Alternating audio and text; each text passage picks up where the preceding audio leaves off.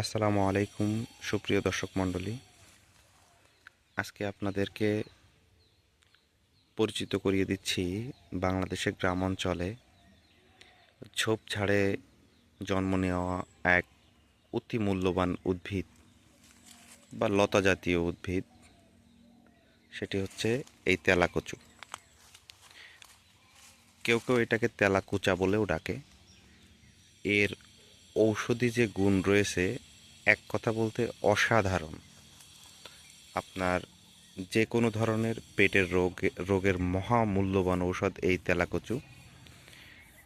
বাংলাদেশের গ্রামাঞ্চলের আনাচে কানাচে এটা পাওয়া যায়।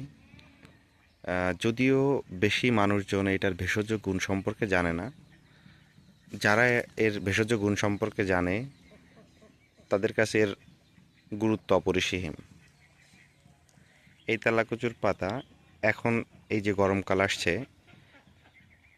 শরীরকে শান্ত রাখার জন্য বা পেটকে ঠান্ডা রাখার জন্য, অতিরিক্ত টক্সিন বের করার জন্য আপনার এই তেলাকুচুর পাতা অত্যন্ত মূল্যবান জিনিস।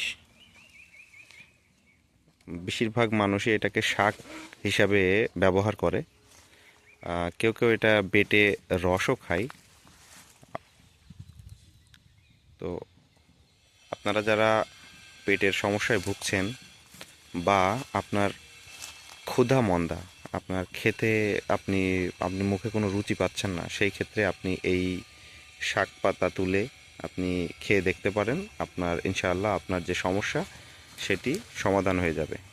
গ্রাম বাংলার এইটাই একটা, আপনি বলতে পারেন, মহৎ গুণ যে আমরা যেই ভেষজগুলো আসলে দরকার আমাদের শরীরের জন্য, এটা যথেষ্ট পরিমাণে পাওয়া যায়।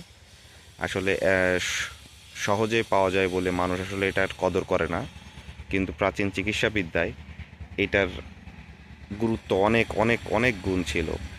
যারা আমাদের এখনও যারা প্রাপ্তবয়স্ক বা আমাদের দেশের যারা বাচ্চা কিংবা বৃদ্ধ কিংবা হচ্ছে মধ্যবয়স্ক, যারাই আপনার এই পেট সম্পর্কীয় যে ঝামেলাগুলোতে ভুগে থাকেন, তাদের জন্য এটা একটা মহামূল্যবান ঔষধ। বদহজমেও প্রচণ্ড পরিমাণ উপকারী এই তেলাকুচার পাতা।